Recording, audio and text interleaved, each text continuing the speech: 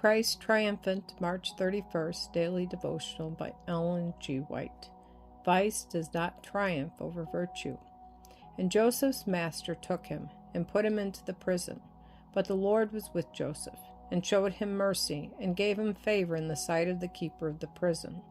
Genesis chapter 39, verses 20 and 21. Wherever you may be placed, you must be fortified by firm principle. Enter life determined by the help of God to cleave close to whatsoever things are honest, true, lovely, and of good report. The fear of God, united with the love of that which is noble, pure, and elevating, will guard you from a dishonest action. How pleasant, how satisfactory will be the recollection of all through life that though exposed to many and fierce temptations, your hands were unstained by dishonesty, and your heart undefiled by cherishing temptation. What a lesson for all youth we have in the history of Joseph. Here moral integrity was preserved under the strongest temptations. How fierce and seductive was the assault upon his virtue.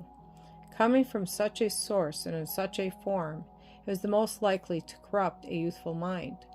Joseph was saved by his religious principles, which led him promptly and firmly to resist the device of Satan.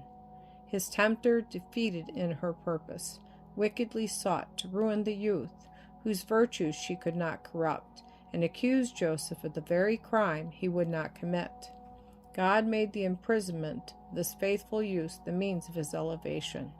Had it not been for this wicked act of Potiphar's wife, Joseph would never have become prime minister of Egypt.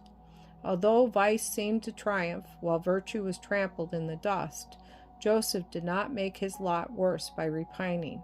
He possessed genuine religion. God was teaching Joseph important lessons.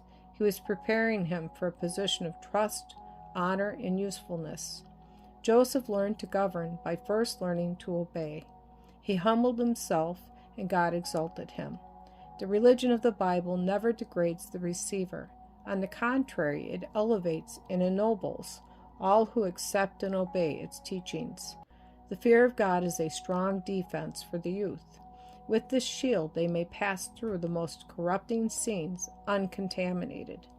My dear son, Edison, do not get above the simplicity of a humble Christian life. Let the character of Joseph be your character. Let his strength to resist temptation be your strength. Your efforts will be successful if you make them in the strength of God.